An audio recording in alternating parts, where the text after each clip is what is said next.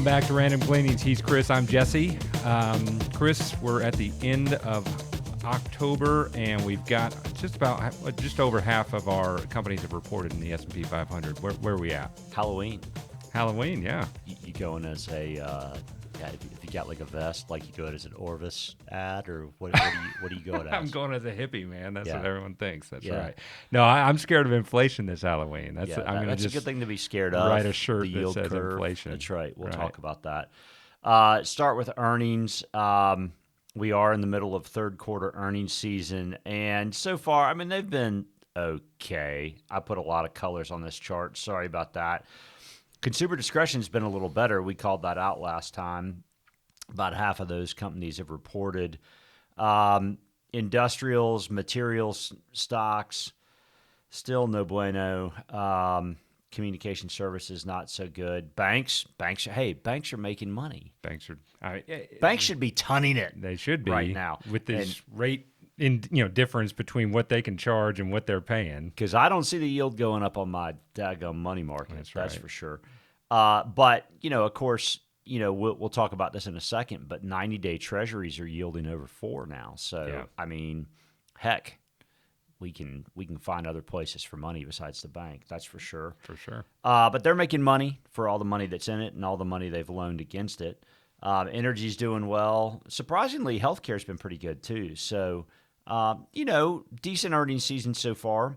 That's part of why next chart we've seen the market bounce 11 or 12% since mid-October. I think we certainly, at least in office, talked a lot about putting a little bit of risk back on in advance of earnings season, because if you look back at this chart, we've now seen a third bounce above 10%, a fourth got almost there, and a fifth was right behind that as well. So, from the peak, we've seen some bounces. It kind of falls in line with that idea that you oft repeat is, we could see this thing go down, but it's not going to be in a straight line. Right? And that's right. I think the attentiveness to opportunities as they present themselves create, maybe some opportunity for investors. Yeah, I agree with that. But we have to acknowledge that at least year to date, we're still in a downtrend. No question. I mean, you can across the peaks on this chart, you can draw a pretty straight line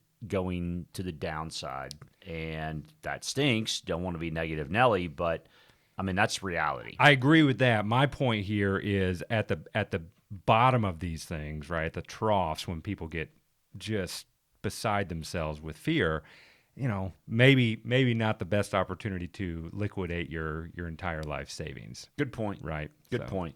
All right. So next chart, we're heading into a time period which has historically been the best 6 months of the 4-year election cycle. That's right after midterms, going through about April of the following year. And that's been since World War II. I mean, obviously pretty good, right? Yeah, absolutely. Yeah, I mean, just like we were saying earlier in the last chart, there are challenges ahead. And so I have a hard time with what to make of this other than, historical being a guide, or historical returns being a guide, not a promise of future returns. This is the best setup. I mean, it's the best kind of time. It is from a seasonality standpoint. The issue now, though, is, I mean, we just talked about earnings. Nick Colas was talking about so far, if you took out energy, that we're now in an earnings recession. Well, I mean, we're at least close to that, right? And we've talked about how folks haven't been laid off, and so you would think that would be a harbinger for decent earnings, and earnings have been okay. But, the issue now is, how much further does the Fed go?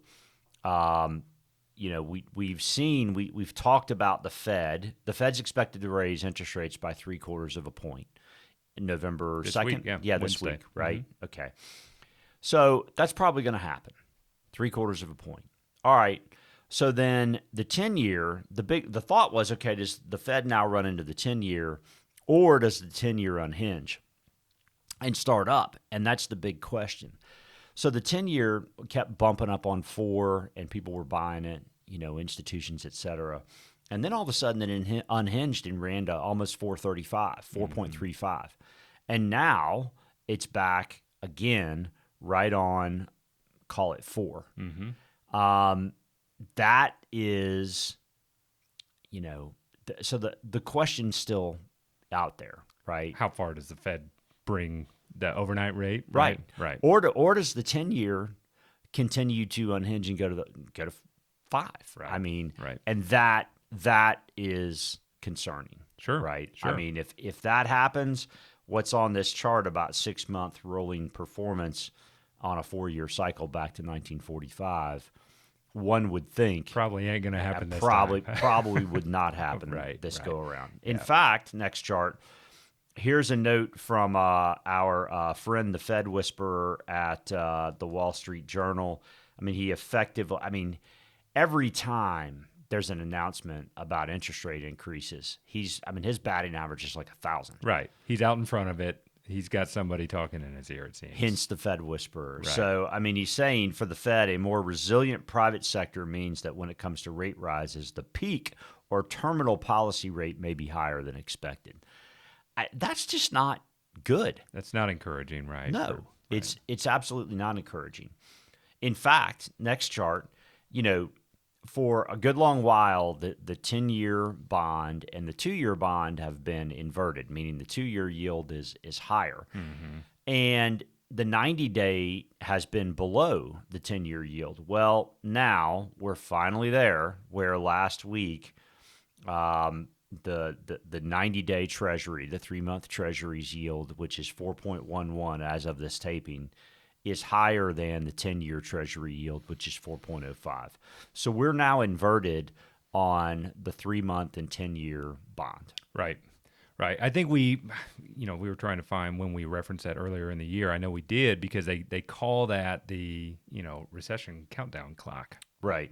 Correct. And in this next chart you pulled, you can see that it's got, you just referenced 1,000 batting average. It's got 1,000 batting average for, it presenting itself, 3-month yield being stronger than a 10-year yield.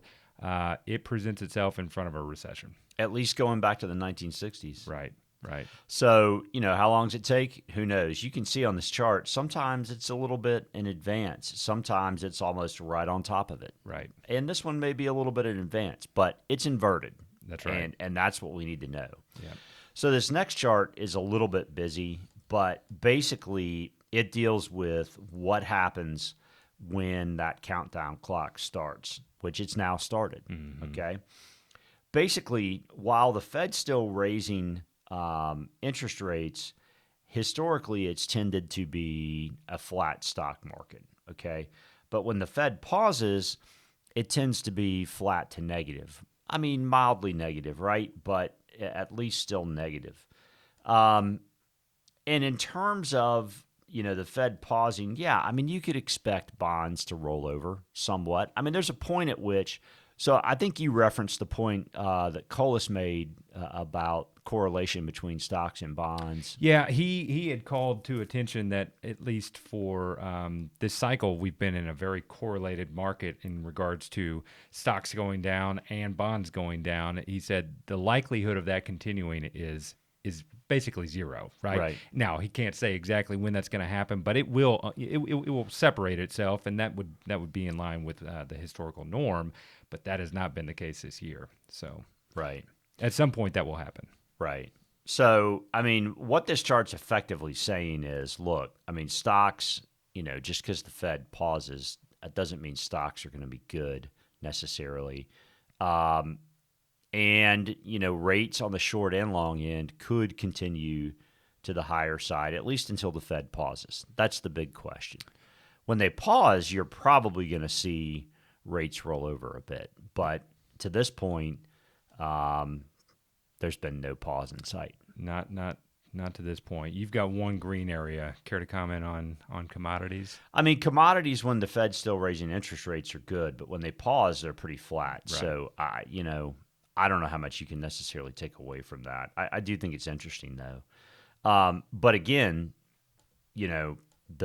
our friend, the Fed Whisperer, basically says, hey, listen, they may be at this a while longer, which would imply that they're still raising rates, still hiking. So, bonds probably going to be challenging until we get to the point that they're done hiking. Yep. Got anything else today? Nope. My daughter's 10, so I don't know how many more trick-or-treat outings that we have. She's going to go as Elle Woods from Legally Blonde. Nice. So Nice. we watched that movie the other day. I tell you, whenever I watch 80s and 90s movies now with my daughter, I kind of cringe with the things that get said. PG was different in the 80s. Like Top Gun, PG. Really? No, I agree. We've done a couple of those, and then thought Angie and I need to watch those movies in advance of the boys. Yes, we do. Yeah, so, Yes, we do. yeah. So she's got a little bruiser. She's going to take with her. What about your boys? I've got a Darth Vader, I think, for a second year in a row because we couldn't find another costume. He's 12. This is probably the last year, but he's a candy guy, so he wants to get after it. And then my 7-year-old is going to be Robin Hood. Very nice. Yeah. Very nice. Well, the Fed seems to be robbing to the rich. I don't know if they're giving to the poor, but we'll see. Well, listen, thanks for watching. We certainly appreciate it. Hopefully you can share this with a friend. Certainly hit subscribe, and we'll catch you again next time. Thanks so much.